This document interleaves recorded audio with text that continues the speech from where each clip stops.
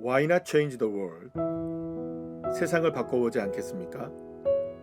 이는 1995년 경북 포항에 기독교 정신으로 세워진 한동대학교의 슬로건입니다.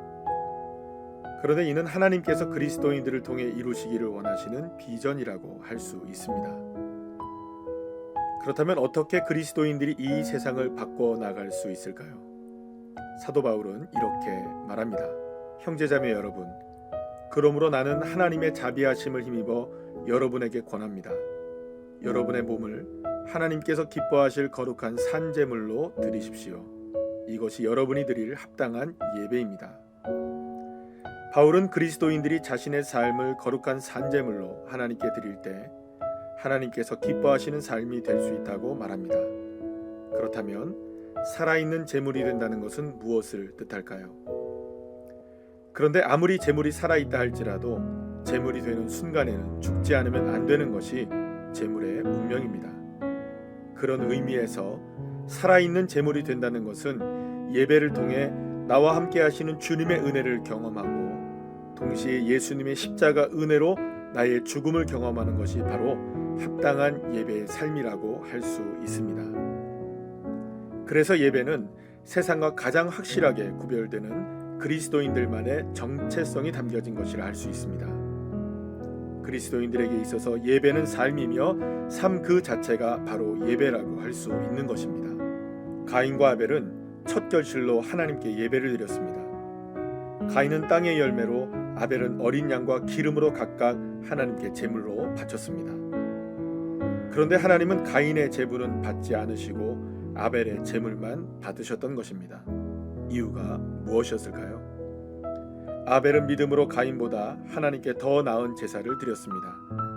하나님께서는 아벨이 드린 제사를 기뻐 받으시고 그를 의인이라 부르셨습니다. 아벨은 믿음으로 하루하루를 산 의인이었습니다.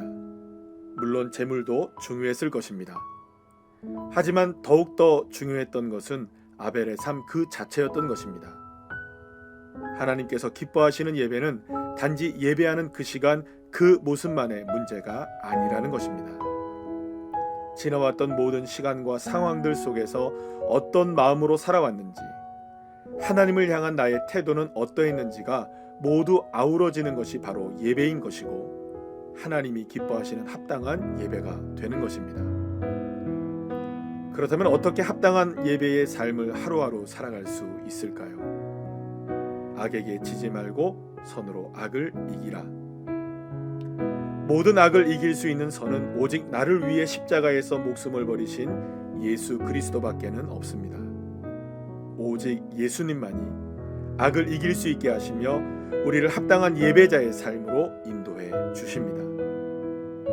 그렇기 때문에 어떠한 상황에서도 그리스도에게 물을 길어야 합니다. 건기든 우기든 마르지 않는 생명의 깊은 우물인 예수님을 향해 끊임없이 두레박질을 해야 합니다.